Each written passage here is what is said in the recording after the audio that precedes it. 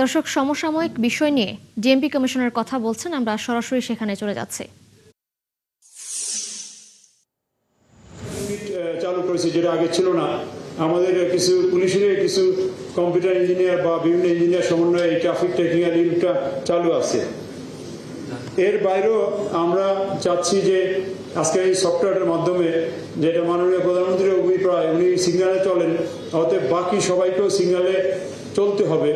Red সিগন্যালে পার হওয়া যাবে না, বা কোনো ক্রসিংয়ে উল্টো রাস্তায় বা ক্রসিংয়ে দাঁড়িয়ে বাস বা গাড়ি যত্র প্যাসেঞ্জার উঠাতে নামাতে পারবে না।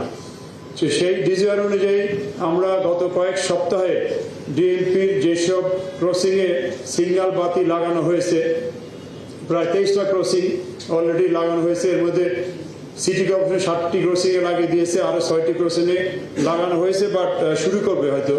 আমরা ডিএমপিও প্রায় 10টা ক্রসিংয়ে সিগন্যাল বাতি লাগিয়েছি। এই 23টা ক্রসিং সহ বিভিন্ন গুরুত্বপূর্ণ ক্রসিংয়ে আমরা উন্নত মানের পিটিজেড সিসি ক্যামেরা ইনস্টল করে এই সফটওয়্যারের মাধ্যমেই কালকে থেকেই আমরা মামলা শুরু করব।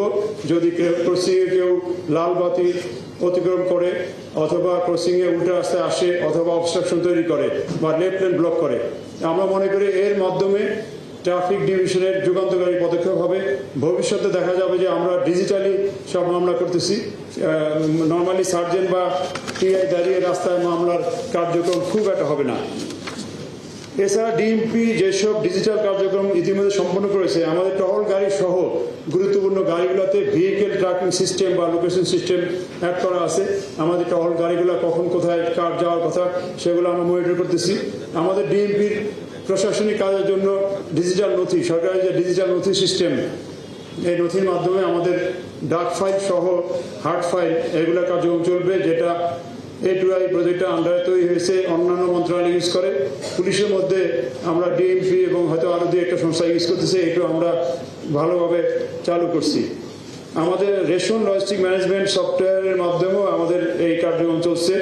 আমাদের ফোর্সের যে কমান্ড সার্টিফিকেট, এই কমান্ড সার্টিফিকেটটা আগে হাতে লিখত, এখন ডিজিটালি ইস্যু করা যাচ্ছে।